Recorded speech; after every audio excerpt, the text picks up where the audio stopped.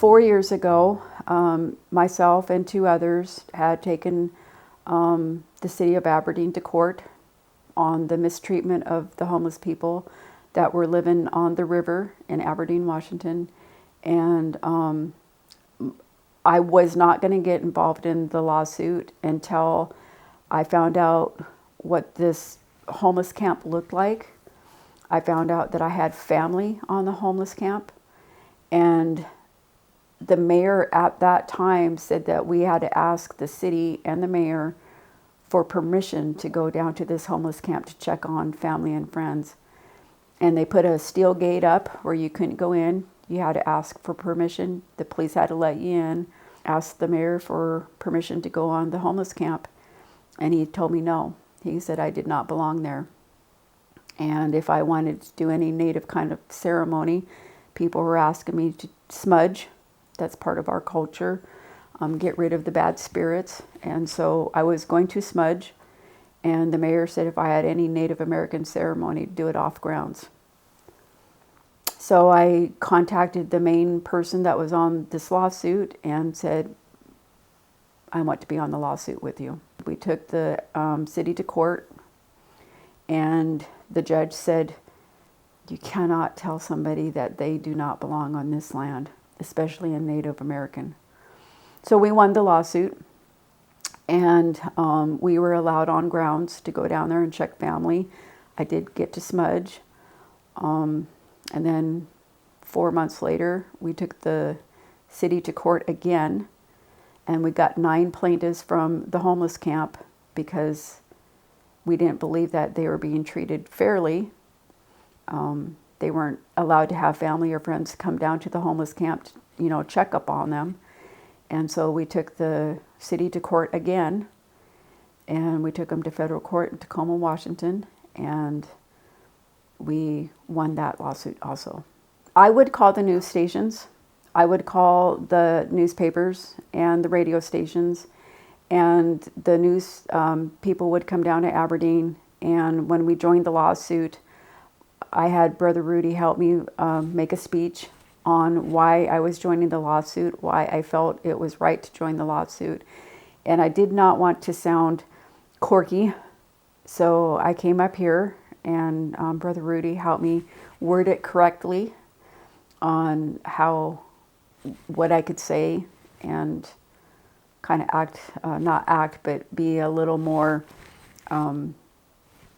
professional, I guess. Reverend Curie came down from New York and took a tour of the river.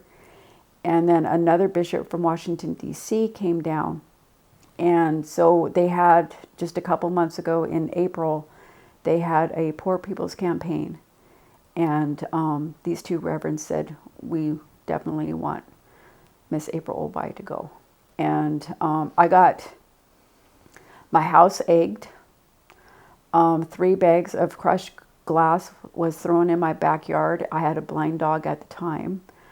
I had a really bad word written on the sidewalk.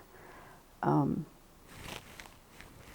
don't know if I should say a bad word on TV on this, but it said, go back to the fucking res, you Indian, on the sidewalk. I had really hateful emails, phone calls. The police were constantly coming up to our house to make sure that I was okay, or get the next batch of garbage was always being thrown in our backyard to see if we can find any names or addresses of people that were throwing garbage in our yard. And this was just because I was trying to help the homeless. It was very hard. It was very hard to not want to give up. But I knew I couldn't give up because I knew I was the voice for these people that had been silenced. I remember calling, Brother Rudy a couple of times, going, I don't know if I can do this. And he said I was doing good. I was doing I was being somebody's voice that had been silent. My husband, and just the homeless people alone, they had been silenced. And my favorite saying, I do a lot of live feeds on Facebook, and I've said for 4 years, love conquers hate. And I think that's what keeps me going. And when I got asked to go to Washington, D.C. in April, I was just, astonished, that my work that I've been doing to stand up for the homeless is being recognized. There's no sources for people to go and get help for mental health or alcoholism or drugs, PTSD. I think a lot of the homeless people that I have dealt with the last 4 years, it's not alcohol and drugs, it's mental health.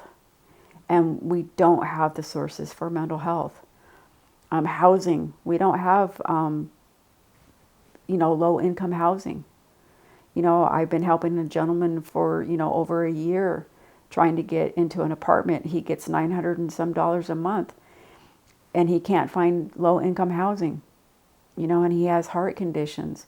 He's given up, and I keep telling him, we're going to get there. We're going to get there. I'm going to do everything I can to try and get you an apartment. I always say I was pushed into this advocacy for the homeless because I did not know there was a homeless camp in Aberdeen. I was a long haul truck driver, and so I went out of town, and this camp was under the bridge. It was unseen, so I did not know that this camp existed. And so when I got involved, it was something, I guess, a calling. Being an advocate can be, especially when you see them and they don't have a home and they went back to drinking or they went back to drugs or they've been beat up. And, and it's hard. Emotionally, it hurts the heart. And so sometimes, I'll call him and say, keep me going, brother. Help me get me through this. And then he'll say a story about mom or something, or what he would say, Daddy Dick, my father, would give me a story about that. And then I'm ready again.